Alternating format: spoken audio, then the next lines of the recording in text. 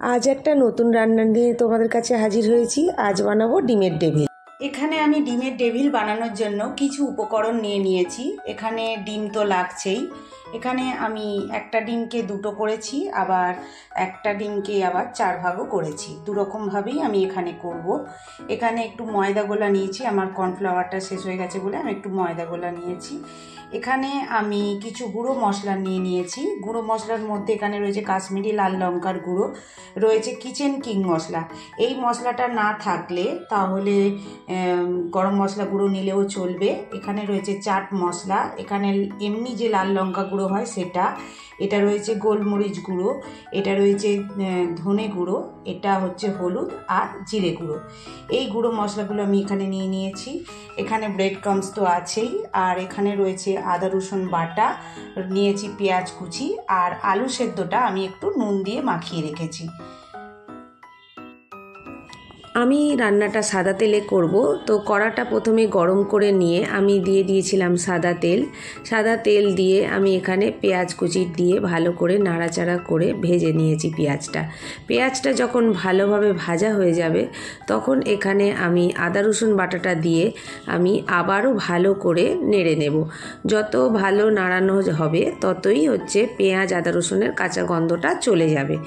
এরপর ভালোভাবে ভাজা হয়ে গেলে আমি সমস্ত রকম যে গুঁড়ো মশলাটা ছিল সেই গুঁড়ো মশলাটা দিয়ে আমি ভালো করে নেড়ে নিচ্ছি। এখানে মশলাটা দেওয়ার পরে এখানে মশলাটা পুরো শুকনো হয়ে গেছে, সেই জন্য আমি এখানে একটু সামান্য জল দেব। জল দিয়ে ভালো করে মশলাটাকে আমি কষিয়ে নেব। এই মশলাটা যখন আমি কষাচ্ছিলাম তখন কিন্তু খুব সুন্দর গন্ধ বেরোচ্ছিল, পুরো ডেভিলের মধ্যে যে গন্ধটা থাকে সেই গন্ধটা পুরো বেরোচ্ছিল। তো যাই হোক, আমি ভালো করে এই মশলাটা দিয়ে আমি ভালো করে নাড়াচাড়া করে নিচ্ছি। যখন ভালো করে কষানো হয়ে যাবে তখন সেদ্ধ করে রাখা আলুটা দিয়ে ভালো করে নেড়ে নেব। এখানে আমি আলুতে আগে থেকেই নুন দিয়ে রেখেছিলাম। এবার আলুটাকে দিয়ে আমি আবারও ভালো করে নাড়াচাড়া করে নিচ্ছি। এমনভাবে নাড়াচাড়া করে নিতে হবে যাতে আলুর মধ্যে সমস্ত মশলাটা কিন্তু চলে যায়। এইভাবে পুরটা তৈরি হয়ে গেল। এবার আমি এটাকে তুলে ঠান্ডা করে নেব। যখন আলু সেদ্ধটা ঠান্ডা হয়ে যাবে তখন আমি সেদ্ধ করে রাখা যে ডিমগুলো ছিল সেই ডিমগুলোকে আমি একটা হাতে নেব, নিয়ে আমি আলুর সেদ্ধটা দিয়ে আলুর যে পুরটা বানিয়েছিলাম ওটা দিয়ে একটা পিঠ হয়ে গেলে আবারও আর একটা পিঠ আমি দিয়ে দেব। এই সময় কিন্তু খুব আলতো হাতে এই কাজটা করতে হবে। আস্তে আস্তে আমি 2 হাত দিয়ে অল্প করে চাপ দিয়ে দিয়ে আমি ডেভিলের আকারে কিন্তু গড়ে নেব। এইভাবেই কিন্তু আস্তে আস্তে মানে হালকা হাতেই আমাকে এইগুলো প্রত্যেকটা ডেভিলকে গড়ে নিতে হবে। তো দেখো এখানে আমি প্রত্যেকটা ডেভিলকে এইভাবে গড়ে নিয়েছিলাম। এবার কিন্তু 2টো হাত একসঙ্গে ব্যবহার করলে হবে না। এইখানে যে ময়দার গোলাটা গুলেছিলাম তাতে একটা করে ডেভিল একটা হাত দিয়ে দিয়ে দিতে হবে, আর একটা হাত দিয়ে ব্রেড ক্রাম্বসে ভালো করে ঘুরিয়ে ঘুরিয়ে ব্রেড ক্রাম্বসটা লাগিয়ে নিতে হবে। এবার এটাও কিন্তু খুব আলতু হাতেই করতে হবে।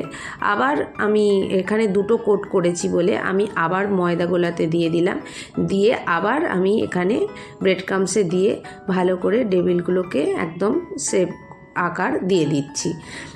তো এখানে অনেকে 3বারও দেয়, মানে 3বার ময়দা গোলায় ডুবিয়ে 3বার ব্রেড ক্রাম্বস লাগায়। আমি এখানে 2বার করেই লাগিয়েছি। তো এইভাবে আমি প্রত্যেকটা ডেভিলকেই একটা একটা করে করে নিয়েছি। এখানে দেখো সমস্ত ডেভিল আমার এখানে হয়ে গেছে। এবার আমি তেলটা আগে থেকেই গরম করতে দিয়ে দিয়েছিলাম। একটা একটা করে এবার ডেভিল দিয়ে দিচ্ছি। দিয়ে যখন একটা পিঠ হয়ে যাবে তখন আমি উল্টে দিয়ে আবারও আরেকটা পিঠ করে নেব। তো এইভাবে দেখো লাল লাল করে ভেজে নিতে হবে। এরকম লাল লাল করে ভাজা হয়ে গেলে আমার ডেভিলটা কমপ্লিট। আমি এবার একটা একটা করে ডেভিল তুলে নিচ্ছি।